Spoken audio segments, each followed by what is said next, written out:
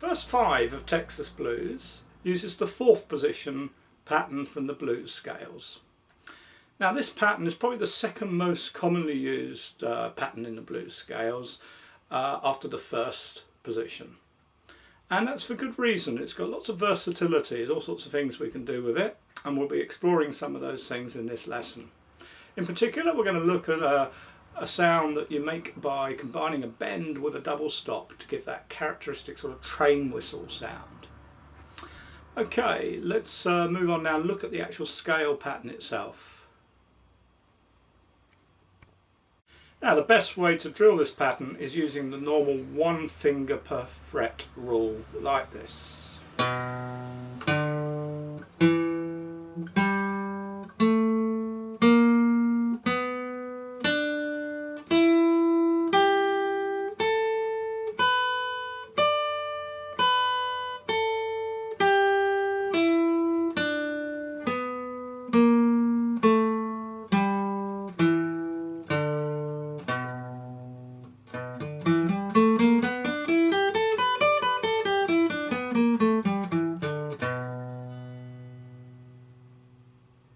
If you're not already used to this pattern, then do spend a few moments practicing it before moving on in this lesson, because I do find this is a pattern that confuses people quite easily. There's something about the fingering that isn't quite as straightforward as some of the other patterns.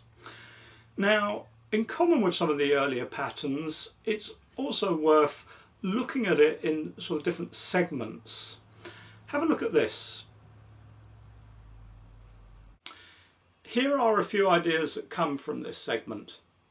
See if you can copy some of them and then make up some more of your own.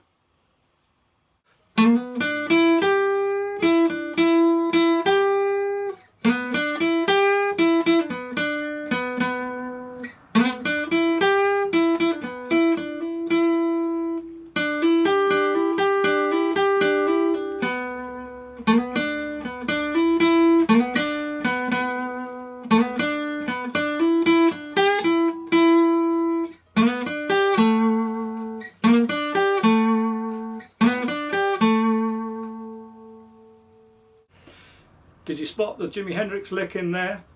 I think that's from Purple Haze. Okay, so using this part of the pattern, we naturally align our hands so our first fingers in line with the 7th fret there. Although a lot of the time we skid into it with that run of 3 notes there, and we skid in on the 3rd finger so we're still aligned there with the 1st finger at the 7th fret. A whole sort of new set of possibilities arises if we shift up 1 fret and home in on this note here, the G string at the 9th fret, with our 2nd finger. Have a look at this diagram. This helps us better access this part of the pattern.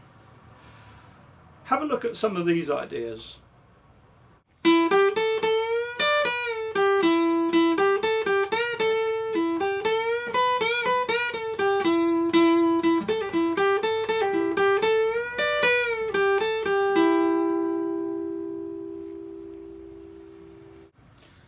Okay, so now it's time to work with these ideas against the backing track. I'm going to demonstrate a few of these ideas myself. I'll repeat them over a few times, see if you can copy them or get something close to them, and then go ahead and make up a few ideas of your own from that area of the fretboard. We'll start by lining up with our first finger at the 7th fret.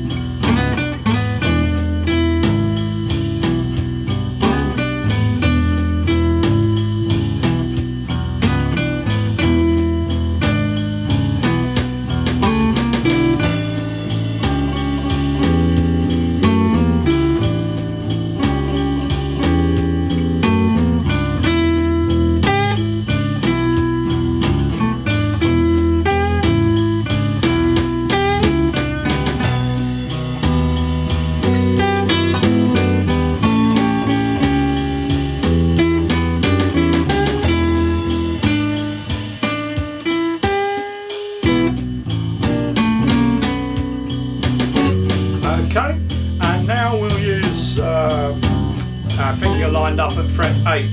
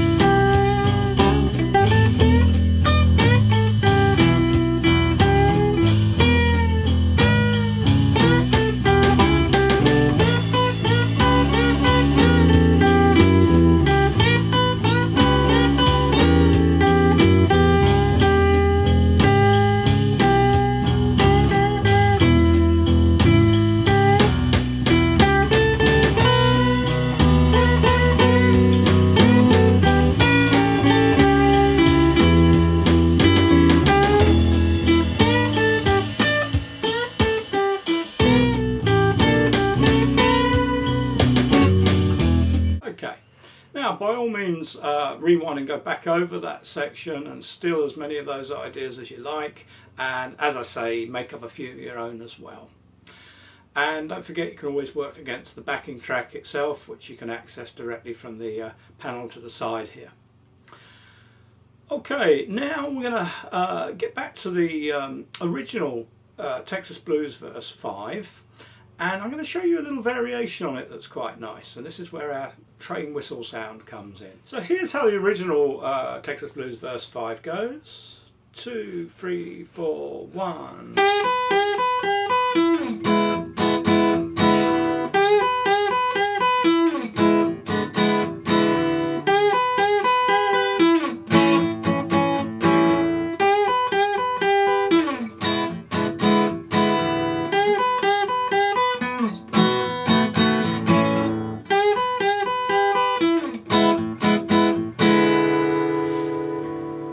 This bend here, which is from the 4th position,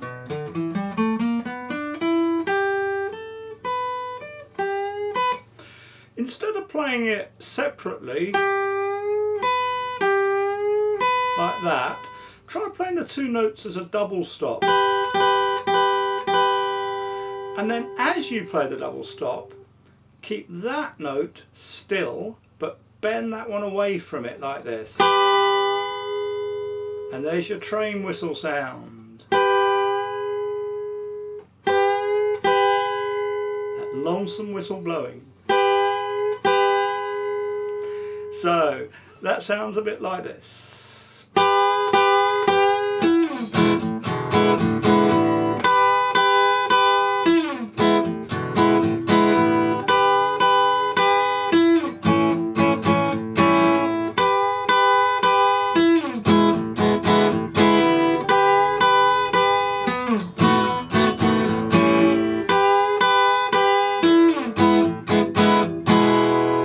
Like that. Now I just want to show you there's a few different ways of picking this, and it's really up to you to choose which works best for you. You can pick it with a downstroke. That's quite hard to do accurately for some people. So perhaps a sort of a more accurate way of picking it is with an upstroke. It's easy to hit that string from nowhere with an upstroke. There is a subtle difference in the sound, and one could argue that the downstroke produces a slightly nicer sound, but it's a very subtle difference.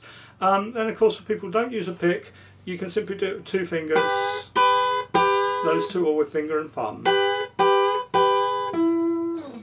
Now this technique of holding one string still while you bend the next one can be used anywhere where you have that situation where you're bending a note on one string and holding the note on an adjacent string. let's just have a look here at how we might use this at the top end of the fourth position that we were looking at just now. Here's a couple of licks I might play using a bend on the B string at the 10th fret. So here's one lick where I've got my first finger at the 7th fret on the top E string, and I would typically use my third finger here on the 10th fret. Some people will do it with the little finger, that's also fine, but I save that because I like to be able to reach other notes with that little finger sometimes.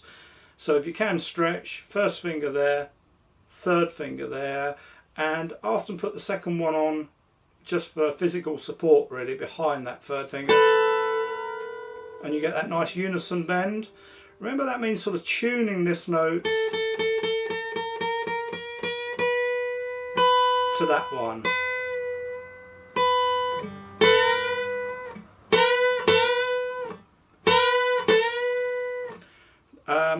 So that's the unison bend, and you can kind of combine that with this one where I put my little finger down there.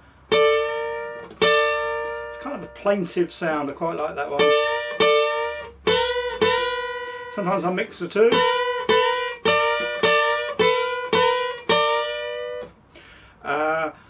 And you can also sort of add, as I say, the little finger further up there, but that's a lot harder. Gives you yet another option.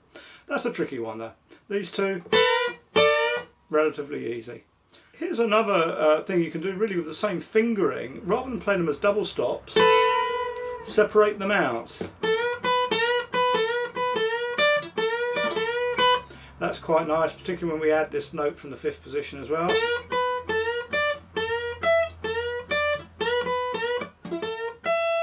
You can do them backwards or forwards.